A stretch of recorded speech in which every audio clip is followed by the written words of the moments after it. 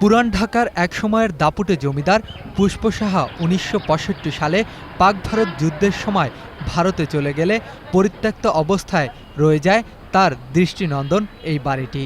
আর পরবর্তী সময়ে সরকারি দপ্তর থেকে অসচ্ছলতার পরিচয়ে যারা লিজ নিয়েছিলেন, বাড়িটিতে তারা নিজেরা না থেকে দিচ্ছেন ভাড়া। ক্যামেরা প্লিজ অফ করেন।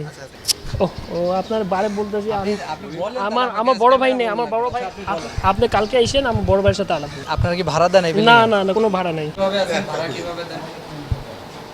আমরা ভাড়া মাসে মাসে দিই। আর কিভাবে দিই? কতদিন পর্যন্ত? 3 বছর পর্যন্ত দিই।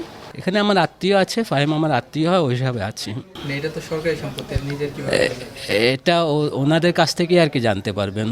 তবে পুকুরসহ বাড়িটি বুঝে নিয়ে সংস্কার করে উন্মুক্ত করলে এটি হতে পারে পর্যটকদের জন্য দর্শনীয় স্থান। পুরো বাড়িকে কেন্দ্র করে সেখানে কিন্তু আমরা পর্যটকদের জন্য কিন্তু এটা আকর্ষণীয় হতে পারে, যেহেতু এটা ঐতিহাসিক পুকুর। যারা দখল করছে তাদেরকে দৃষ্টান্তমূলক শাস্তি দিতে হবে। আর এসব অবৈধ বসবাসকারীদের দ্রুত সরিয়ে ব্যবস্থা নেয়ার কথা বলছেন ঢাকা জেলা প্রশাসক। আমরা এটি পরীক্ষা করে দেখব, যদি এখানে সরকারি বিধিবিধান লঙ্ঘিত হয়ে থাকে সেক্ষেত্রেও আমরা আইনের আওতায় তাদেরকে নিয়ে আসব।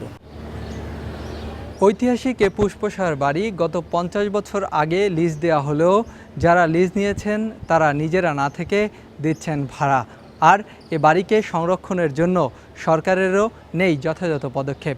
তবে এলাকাবাসীর দাবি, অতি দ্রুত বিশেষ ব্যবস্থায় এ বাড়িকে সংরক্ষণ করে উন্মুক্ত করে দেওয়া হোক জনসাধারণের জন্য। মাইনুল ইসলাম, একুশে টেলিভিশন, ঢাকা।